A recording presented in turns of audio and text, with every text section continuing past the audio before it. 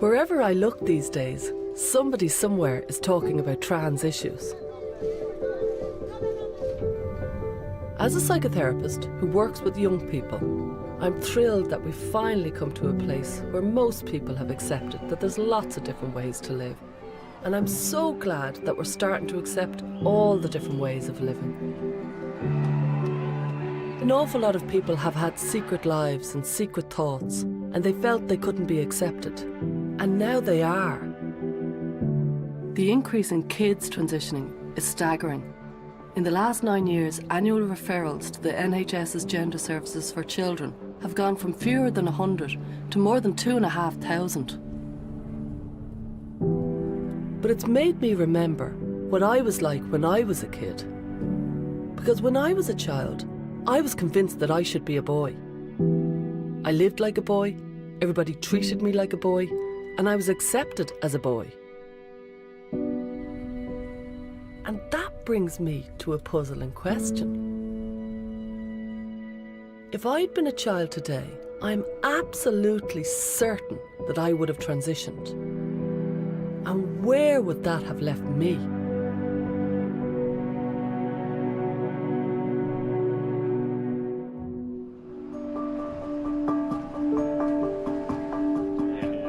I think you know how it is when you're a kid. You do once it just seems. When I was growing up in 1970s, 1980s Dublin, I was known as a tomboy. But anybody who knew me, my friends and my family, anyone who knew me well, knew it was way more than that. Look at that photo, and you even pick out which one is Stella. Well, I know it's not this girl on the left anyway. No, it's right. not. Why is it in the 80s everything is blurry? That's all. I can't See at the back there? Yeah. The boy at the back. The boy at the back, that is Stella. You know that? From as early back as I can remember, I genuinely thought I should be a boy. But if you look at the two of them, like, could you have told the difference? The haircuts. I believe that these days this would be called gender dysphoria. But back then, as far as I was concerned, people had to accept me as a boy. And God help anybody who didn't. Yeah. What are you doing? Want to fight me? Yeah. You know, Yeah. and that was her answer to anybody who questioned her being a girl. Remember, it As haunted me as a question, and it annoyed me. Yeah. Yeah. And I had to come out strong. I knew that. Because I'd imagine an awful lot of transgender children are at that point. I'm so happy being a woman now, and I'm so very much accepting of who I am. But if I lived, I'm 43 now, if I lived 35 years later, I think without a doubt I would have been that kid who would have been online, who would have got those hormone treatments, who would have transitioned. I think without a doubt I would have transitioned. That fear that children.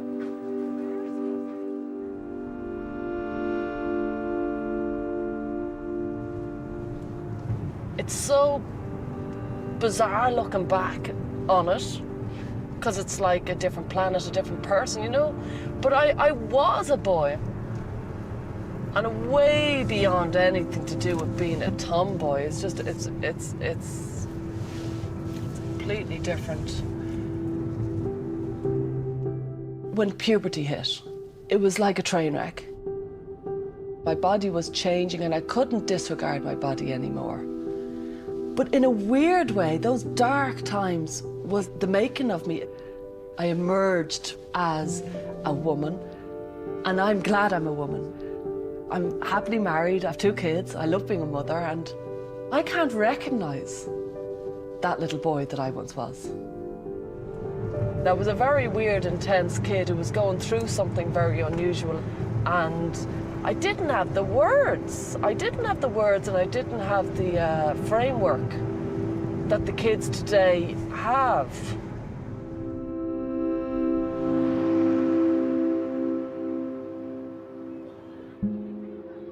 With the huge rise in children wanting to transition, the NHS's gender service has to tread a very fine line, supporting kids who want to transition using medication, whilst also leaving the door open in case they change their mind.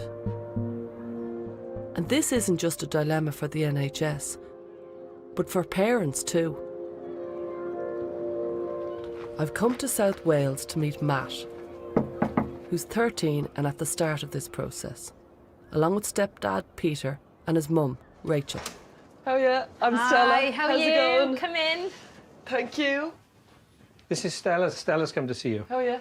How's it going? Sorry for bringing in all this. You want to come downstairs? Have a little chat? Nope. Come on. No, I can't be bothered. And we'll give you a shout later. Then come down now. Alright? If you need anything else, give us a shout, okay? Yeah. She just wasn't interested in your typical girl toys. And I thought nothing of it. And then when they said, oh, what's your name? You're lovely, Elliot. And I was, no, it's Matilda. And then I thought, oh, it's just one of these phases. And they gave a diagnosis of gender dysphoria. And you're like, well, what does that mean? Yeah. Because that's mental health. That is mental health because science says you're female. That's what it says. So, in all sense and purpose, she is female. Her body physiology says she's female. It's only out of courtesy and respect that I call her he. Matt's being treated at the Tavistock, the NHS's only gender identity service for young people. Like a third of the kids referred there, he's also autistic. Once diagnosed with gender dysphoria, in puberty and with the parents' consent, children like Matt can be given puberty blockers, which will pause the development of his female sexual characteristics, like breast tissue and periods. When he's 16, he no longer needs his parents' permission, and he can decide for himself to start taking cross-sex hormones. In his case, testosterone. Did you decide on puberty blockers? Did you just suddenly say, let's do them? When you first heard them, said, give them to me? Absolutely not. There's a pathway to treatment. And when they told me that they were used to treat children who entered into puberty at a young age and it was just a pause button, it was just going to pause everything. Just press pause. For me, I would have, let's say, been very, very like Matt when I was a kid. And I went into puberty and it was awful. But ultimately, it was the solution for me. I felt nature's so much bigger. I think I'm strong. Nature's bigger than me. If I was looking from the outside in, I would have said, why is that woman allowing her 11-year-old child to have blockers because that child thinks they're male instead of female? And I can't help thinking that Matt's suppressed. So how is he going to know that actually he is what he is unless you give him the chance to go through puberty? I don't think Matt will ever go back, but I have to ask these questions. For me, once we stop asking questions, or if we don't ask any questions, dangerous. We're supporting it, we're not encouraging it, we're trying our best to understand it, we're asking questions because we're frightened. Are we damaging our child? We love our children very much. Are we doing the right thing? Is Matt going to grow up and turn around when he's 25 and say, I was a child. I was 11 years old. Why did you do that to me? You don't let me have chocolate. You don't let me do this. Why did you make a decision to put me on hormone blockers? Why did you do that? How are you, Matt? I'm going. You'll be pleased to hear. Can we say goodbye? We've been talking and talking about all the different issues. My own experience as a kid, where I was a boy for a long time. Trying to point out, I suppose, that it's complicated and the door's always open to go different directions. Do you think that you would ever... No. Well, obviously. Don't ask the question. Yeah, you walked into the... But I do ask you, don't You I? ask me all the time. Say goodbye then. It was nice to meet you. Will I go out the door? Thank you very much for your time and thanks for coming down, Matt. I know you're probably sick of talking about things like this, but it was lovely to meet you. Thank you. Can you shake hands or? Thank you. Thanks. Oh, it was lovely to meet you.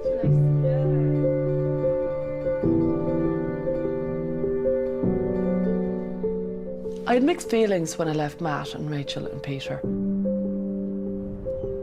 I can easily see how for some people transitioning is a very liberating path.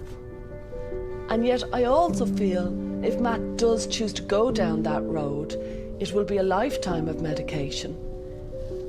And for me, that doesn't feel liberating at all.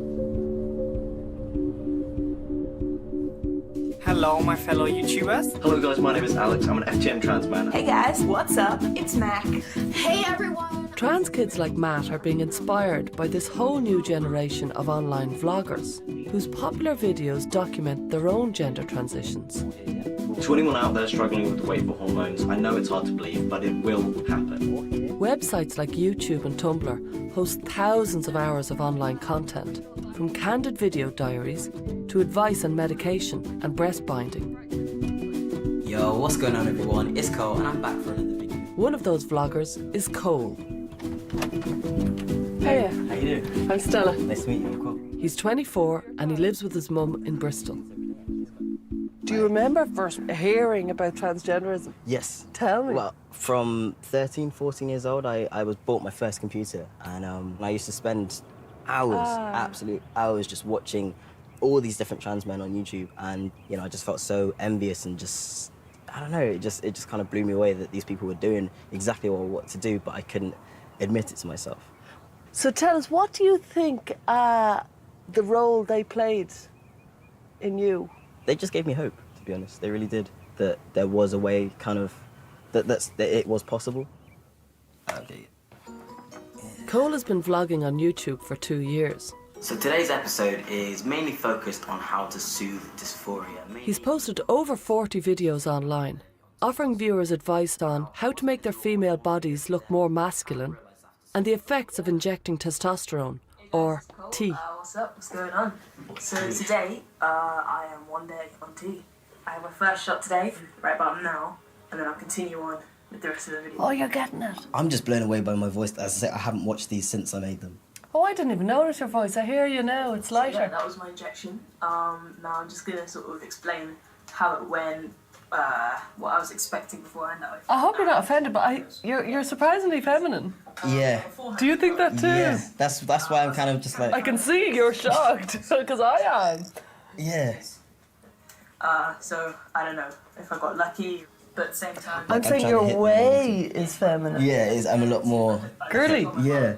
Wow. It was over in, as you can see from the video, a good, I don't know, 10 seconds, if that, 5 seconds. Is that all testosterone has changed you that much? Literally, I've been sat here with my mouth open the entire, like, who is that? That's, yes. Wow. Cole was prescribed testosterone when he was 22, but the NHS waiting list for children's gender services is now so long there are reports that kids are self-medicating by ordering it online. This is definitely by far my most popular video. Yo, what's going on guys? It's Cole. Wow, what a difference. That's you. Basically. Wow. Testosterone's a powerful drug that helps build muscle and grow facial hair. It can also permanently lower the voice, change the appearance of female genitals, and cause infertility. That's a year of testosterone. Yeah. I hope you guys have a great day. No one is certain of the long-term risks. Do you If I think wasn't there, YouTube it'd be harder. videos are helping people? Yes, 100%. Yeah. Well, my generation, I think, are the ones that are transitioning all at the same time, really. Yeah, exactly. Guinea pigs, because there's not a lot of long-term, you know, information about the effects of testosterone and whatnot. Untested drugs. Basically, yeah. But, you know, because of my quality of life in comparison to before, I'm okay with being a guinea pig.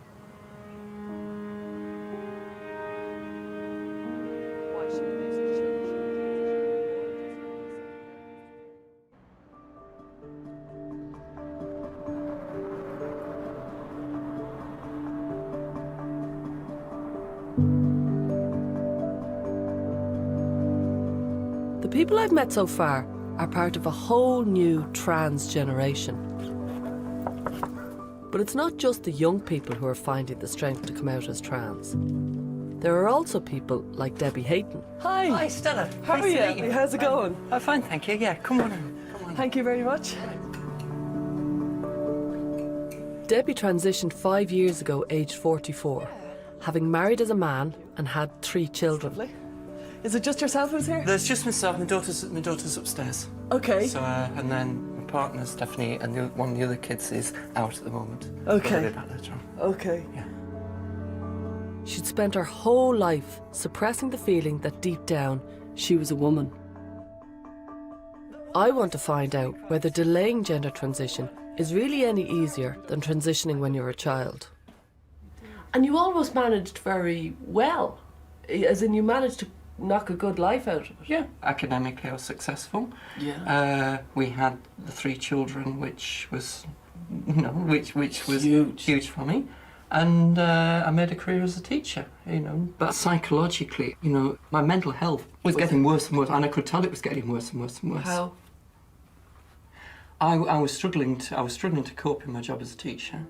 I was having suicidal thoughts, which were appearing, an inability really just to carry on. So I went to my GP about it and said, I think I might be transsexual. Many people report feeling suicidal before transitioning. For Debbie, it was this feeling that prompted her to confide in her wife of 19 years that she wanted to become a woman. Hi! Yeah. How are you? Fine, thank you. Lovely to meet you. I'm Stella. Hello. How's it going? All right, thank you. It fell mainly to Stephanie to break the news to their friends at church and to the teachers at their kids' schools. It was a huge ask of you. Yes. Yeah. A credit to you. People say so. Yeah. I think I saw what Debbie was going through at the time, and even though I didn't understand it, I could see that it was meaningful and necessary, I think, for her. But you took it.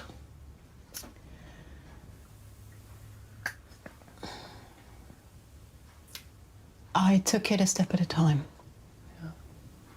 Yeah. Yeah. As did the kids. That's all you can do, really, a step at a time. Wow. Yeah. Well done. It's what I didn't really appreciate at the time was the impact it has on you and the children. That was a problem. Yeah. Debbie questioning what she was doing. Well, yeah, so did I. I thought, well, do you need to do this? Do you have to do that? Do you have to do it now? Can't you wait a few years? Can't you wait till the children have left home? Do you really need to do this? Do you really need to do this? Would it be better if you moved out the house for a few months and kind of came back, or moved out full time, or? And just a question: who are we? Because I'm not sure now. Again, forgive me if I'm crass, but are you a lesbian couple now, or are you? I don't genuinely know. No. Okay. I couldn't cope with sleeping in the same bed with someone whose body was changing in that way. So we now have separate beds in the same room, but we now have separate beds. Oh. So you say, well, you lost one relationship, but you gained another. Actually, lost one relationship, and the new one just seems to be, well, what's going on here? And it was, really difficult. I said earlier about just you take a step at a time. I remember quite vividly someone asking me how I was, and I said, I'm living a few hours at a time at the moment, and that's all I could do is live a few hours at a time. And then it got longer. Debbie's got a very loving family around her. But from meeting her, it became very obvious that delaying transition created a whole new set of burdens and challenges.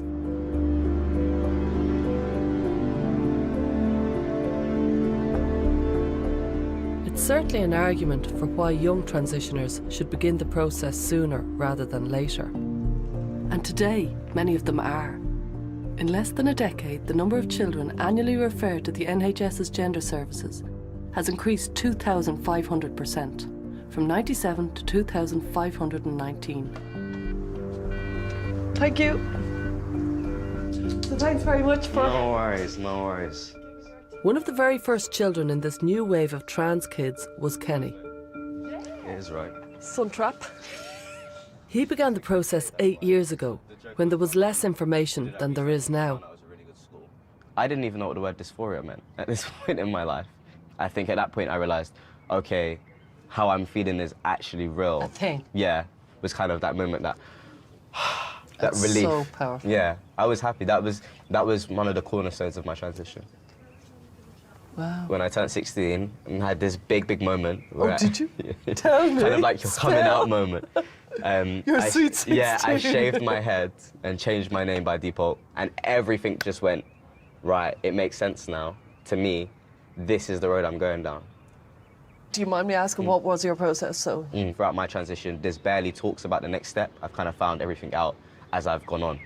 Yeah. Whoa. So I think definitely there's kind of this So misleading. you didn't know what the road ahead was? No clue. Couldn't tell you. Whoa. I had no clue. From doctor's appointment to doctor's appointment, I had no clue. I just knew that I was getting sent here, there, and there. Like, that was pretty much it. For instance, 16, hormone blockers. Yeah. And then 18 is when I started testosterone. And then I had my double mastectomy at 20. And I'm not doing any more surgery at this point. Does that mean you didn't do your I haven't had my bottom? bottom surgery now. And what stopped you? It's a mixture of how is it going to look. Am I going to have sensation? It's the worry. Are you willing to lose all sensation during sex? Because it's a possibility. Sorry? Yeah, it's a possibility. You know, you take your skin graft from somewhere and that artery dies, your sensation can literally drop to none. So there's a big That's factor. a very good reason. So there's a big thing of, you know, can I live without this? And I only knew about the bottom surgery when it came to actually going to a consultation to talk to What a age were you? surgeon. 21. Oh. I think it's unfortunate that there wasn't as much information. You know, when you start taking testosterone, you know, chances of children and things like that become basically non-existent. Are you not going to be able to have children? You still can. You can still get pregnant while being on testosterone. Actually, it's something I just found out, again, in the recent time of me When did you Googling. find that out? Probably about 6 months ago. That was from Google. That was never a question I'd asked my doctor in all honesty. You found it 6 months ago from Yeah. Dr. Google Yeah. that. Yeah, you can get pregnant while being on testosterone. So technically you could get pregnant today, Yes, I could. and technically you could be infertile today, you don't know. I don't know. That's kind of the bad side of transitioning, I guess. There's something about the way you're saying it. It's almost like it's like a wave that you're being brought along. Like you're the passenger in this process. Yeah. As opposed to you said, this is my life, give me the controls, I'm going Yeah, in. that's very true. What is that? I think it comes from my lack of understanding of who I was when I was little. I was lost, but I knew how I felt. Okay. That was the key element, and that was what dragged me through my transition. What did you also. feel? I felt that I didn't align with the person I seen in the mirror. Like if someone had turned around and said, "Do you want to be a boy?" and questioned me, the answer probably would have been yeah. Or do you want to jump over 100 hurdles and have an awful lot of medical intervention for the rest of your life? Do you want? Do you know that Yeah. would be the actual accurate question? That was scary. I'd have been What like, would you have answered? I think I would have just been confused. I tell you why I say that, and not getting at you, but Yeah. I feel I worry. Yeah. I worry that kids have been sold a pup that, oh, there's another option. Do you want to be a boy? Yeah. And I'm like, Jesus, that's not the question to ask those kids. Yeah, no, I know what you mean, definitely. It's seen to be easier than what it appears to be, you know, and especially throughout my transition, there's barely talks. I really liked Kenny. He's really comfortable in himself and in his own skin. I tell you why I say But one thing that struck me was that he went into a process and he didn't seem to have any idea what was coming next. Although there is more information for people today, there's very little good research into the long-term impact of young people transitioning or the drugs that they take. One person who's tried to research the long-term effects of transition is the psychotherapist James Caspian. Hi. Hello, Stella. How do you do? How's Come it in. going? Thank you. James has spent 10 years working in a gender clinic and he's supported hundreds of people going through gender transition. Do you see clients in here? Yes, I do. Do you? Gorgeous looking dog. He's becoming increasingly concerned that some young people might be making permanent decisions about their bodies that they may later regret. What I should explain to you is that in the States, most clinics operate a model which we call affirmation. That means if somebody comes in and says, I'm trans, then the clinic will say, yes, you are. Great, let's help you. Yeah. I heard of teenagers who, without their parents knowing, acquired hormones after 1 or 2 half-hour visits, and some who'd had referrals for double mastectomy 6 months later. Whoa. And this is all in the name of affirmation. However, what these people were telling me is that they had ultimately felt damaged by what they'd been through. The policies that we're now having in the United Kingdom are a move towards affirmation. What is the impact of that? The numbers referred to the NHS Gender Clinic in the UK have escalated. I also know... What do you think is that? I don't know. We need research on it. Some studies showed that of children put on puberty blockers, virtually 100% of them go on to transition. So there's an implication there for what happens when you give somebody puberty blockers. If there's almost 100% of children who take puberty blockers transitioning, you're entering something bigger than just delaying puberty. It looks that way, doesn't it? Again, more research is needed. Yeah. So because we must do no harm. Yeah. And people are telling me that they've been harmed. That's unethical. We need to find out what's been happening. James is one of very few people who has tried to research a little-known group in the trans community called Detransitioners. They're people who have changed their mind. I enrolled at Bath Spa University doing a piece of research on the experiences of people who had reversed gender reassignment surgery initially. It was then later amended to include people who reversed gender transition but without necessarily reversing the surgery. And at that point, the university said that I couldn't continue with that research. And did they give a reason? Yes, they did. They said that because the research might attract criticism on social media, that would be criticism of the university, and that furthermore it is better not to offend people. I was astonished at that reason. I've spent more than a decade working for and with people who've been undergoing gender transitions, and this is a conversation that's being suppressed. Yeah. This is a conversation that needs to be had.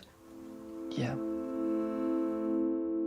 Bath Spa University also gave other reasons for turning down James's research. They said they had concerns about his methods for keeping participant details confidential and secure. But emails I'm receiving are proving just how hard it is to explore this subject.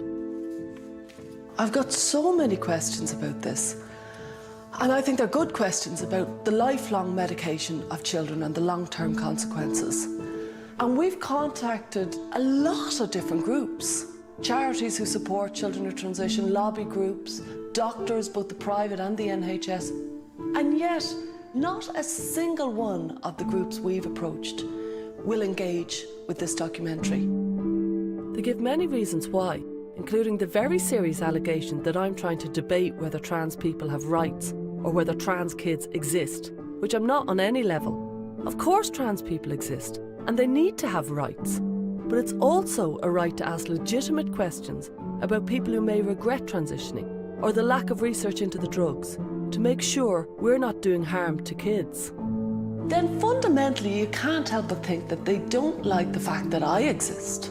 They don't like the fact that I had gender dysphoria, I was that kid, and I've grown up to be this woman. And on some level that's threatening, as far as I can see.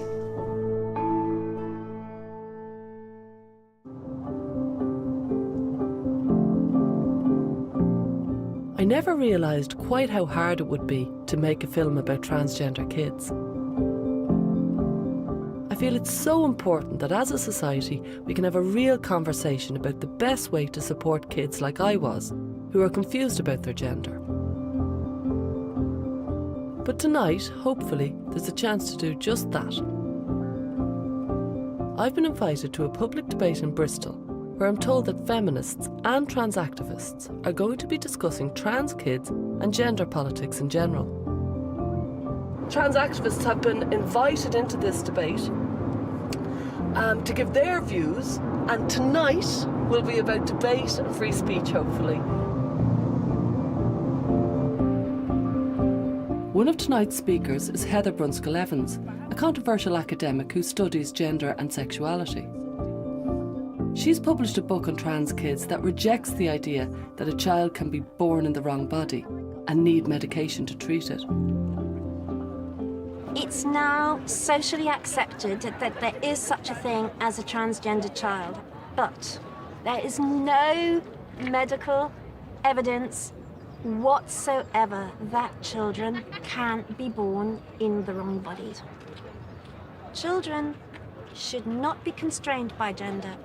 To actually set the child along a path where it's at odds with its own body, when the more freeing, more liberal, more progressive thing to do would be for it to be comfortable in its own body, and that the body is not a restriction to a little boy from wanting to identify with traditionally feminine things. I mean, who cares about it?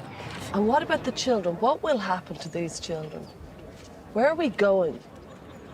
We are carrying out an experimentation on children and their bodies, which is not backed by evidence. We don't know what the consequences of this are going to be because the experiment is happening as we speak. We have to have a public debate about some of the complexities of the medicalisation of children, which are never allowed to be expressed because trans activists close that discussion down immediately. Some trans people have serious concerns that ideas like Heather's question their very right to exist. So it wasn't a surprise to find trans activists picketing the venue and refusing to take part.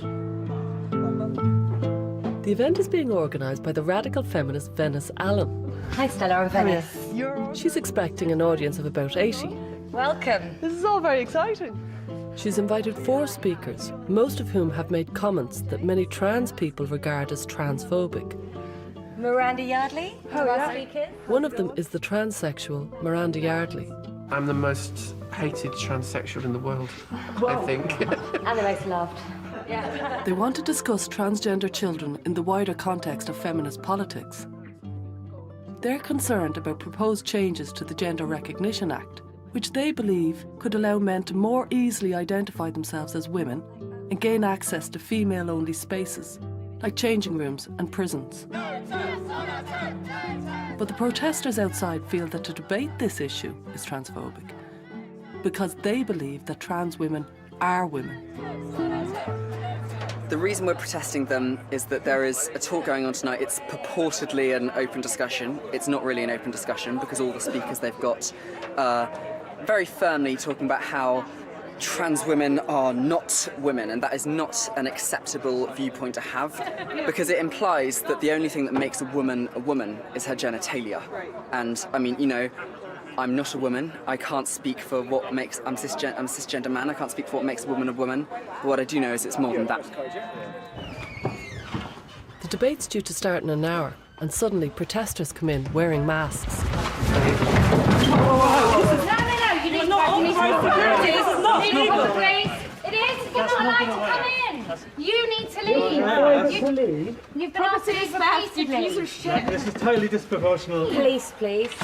We're putting on an event tonight which is quite controversial. We've got all these young people in bandanas trying to force their way in. You know we just had surgery, right? You piece of shit. Not okay. They got faces covered. They literally, we need someone, they actually forced their way into the actual building. They need to be removed from the building because they're actually being aggressive and violent. She pushed me when she came in. I'm not she, you fucking cunt! My pronouns are they! I don't care about your pronouns. Right, they just tried to grab property. Get your mask off.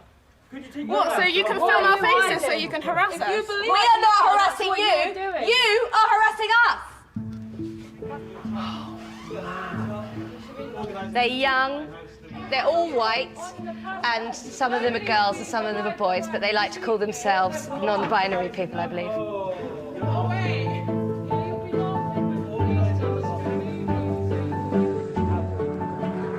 I think maybe we can go in, actually. actually. The door is open. The police have turned up, and now Heather Brunskill-Evans and the other speakers are arriving, and they can't get in. If you want to, yeah, you're happy to. These are not fascists. These are not extreme rights. They are half the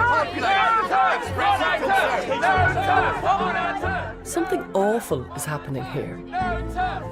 Really important issues need to be discussed, but with the audience and speakers stuck outside, there's a real chance it's not going to happen. This is really serious, actually.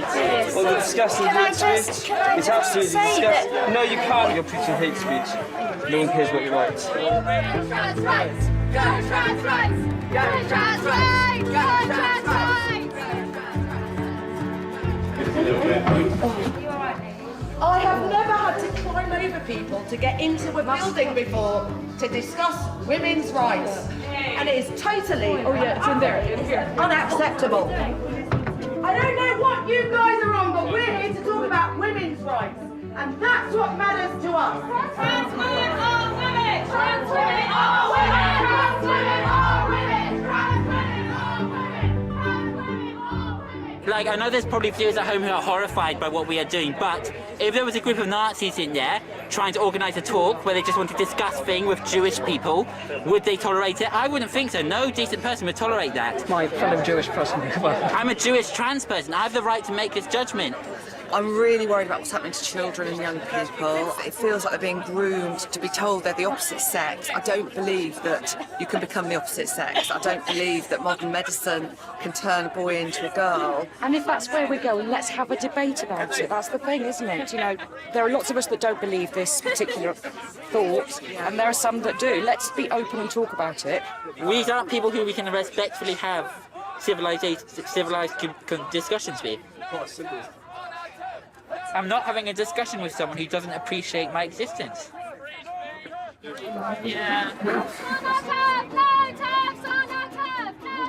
Finally, it looks like the debate is about to start. Behind schedule, but it's going to happen. Man. There's some big feminist names here. And also the trans campaigner Munro Bergdorf, presenting her own documentary for Channel 4. Hello everyone. Hi. And welcome. We're here because we want to have a proper conversation. So I think without further ado, I'm going to hand you over to Heather. Okay. What is it about this particular phenomenon of the transgender child that for the past few months actually has got me into quite a lot of hot water? That the fact that many children are now identifying as transgender, should I stop at this moment to allow this debacle? Thank you, guys. Okay. I'm going to stay here because of that. Trans women are women! Trans women are women!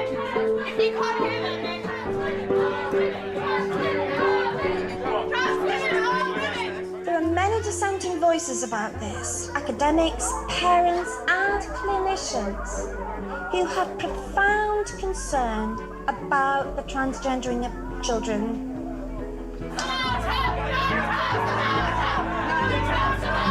Transphobia is hate speech, you fucking cunt! This is unworthy.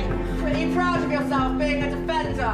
What we can hear outside is the narcissistic rage of a generation of millennials who've been brought up to think the entire fucking world is centred upon them.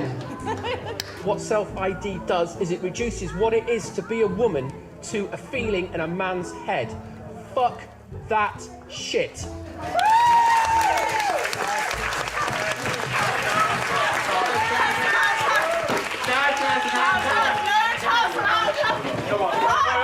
Come on, outside, just calm down.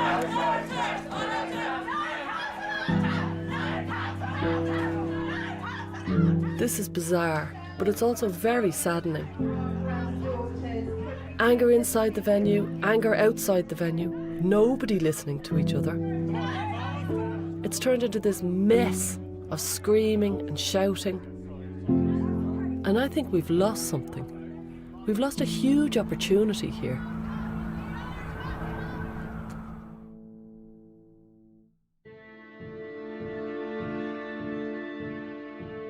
There's no doubt in my mind that for many people, transitioning can be absolutely the right path. But despite all the people I've met, I'm still so uncomfortable with the idea of kids taking drugs that can cause permanent changes to their bodies. I'm just haunted by the thought that there are kids out there like I was. Kids who change their minds. Hi. How are you? How's it going? I'm Stella. Gail, nice to meet you. Good to meet you. Kale lives in a converted garage in a suburb of London that she asked me not to name. I'll try that one then. That one? Yeah, it's spiced apple. And I'll warn you, we are drinking tea from bowls, so I don't really have mugs for you, so No I'm bother. sorry, you'll have No to drink bother. from a bowl. No bother. So, sugar? When Kale was 15, she decided to transition to a boy after reading articles on the internet. I couldn't fit in with other kids. I really hated myself for a very long time, and I think I wanted to become someone else. It was very, very strong, this in me, because I know best. I was diagnosed with personality disorder, and I was like, no, they don't know what they're talking about. I'm transgender. Oh, wow. Yeah. But the idea of an external solution to your problems is appealing. Yes, I wanted it, and I wanted it now. So I really wanted all the hormones, all the surgeries, everything. Tell me what happened when you started taking testosterone. My voice started deepening and stuff like that. My hand kind of looked like a monkey. I mean, it's still kind of hairy. And did you get any impact? I thought there's some sort of clitoral growth or something Yes, like that. there is clitoral growth. And what does that mean? When it grows, it kind of begins to look like a micropenis. Like, it literally can look like a penis. A lot of people think that transition is something that you just get to the end of it and then suddenly you're happy. I thought, oh, once I'm past a certain stage of transition and I am accepted as a man, now I will fit in, but that never came. It wasn't what I wanted. After years on drugs and a double mastectomy at the age of 23, Kale came to a big decision. I've been together with my partner for quite a while now, like almost 7 years. And, we obviously started thinking about our future together, settling down, maybe having kids and stuff like that. I thought a lot about it. I tried to imagine our wedding. I tried to imagine our future. I tried to imagine what I want to be 10 years from now. And I said, you know what? I can't do this anymore. I'll detransition. At the end of 2017, Kale stopped taking the hormones and now identifies as a woman. How do you feel about this journey now, in a nutshell? What's done is done. Like, I wouldn't undo it because I went through a lot of self-reflection, a lot of, learning about myself, and I grew as a person. I went through a lot of bad stuff, I went through a lot of good stuff. It's just how it is. I don't regret it.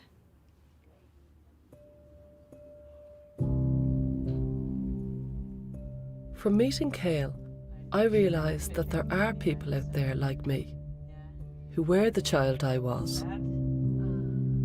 Intense, lost, mixed up.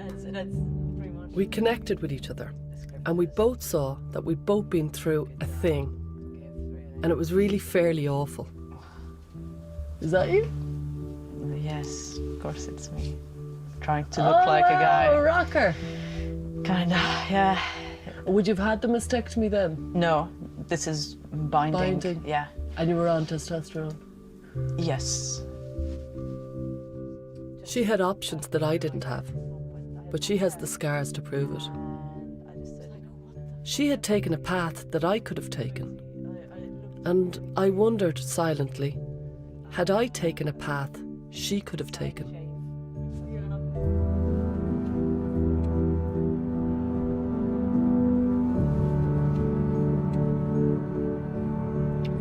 I went through a kid thing, and then I came out of it, went through lots of other things in my life, and came to this position.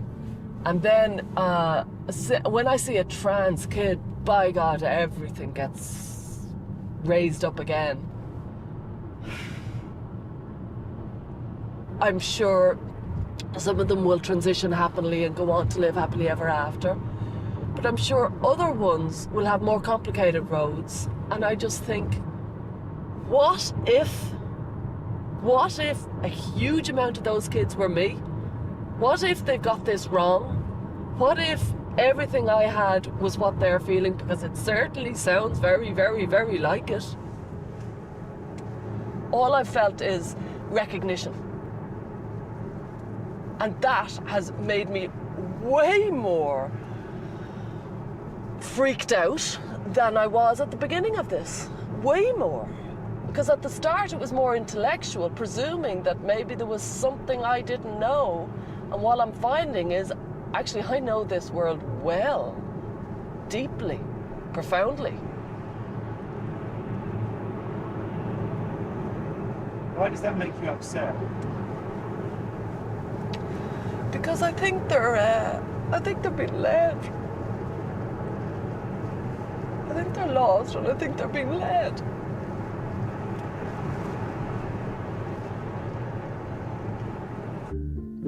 What if birds aren't singing, that's screaming?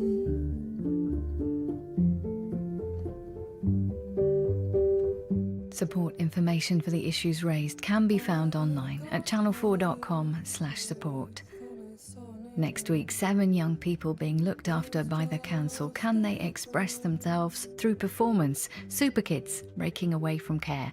That's Wednesday at 10. But next tonight, 24 hours in A&E.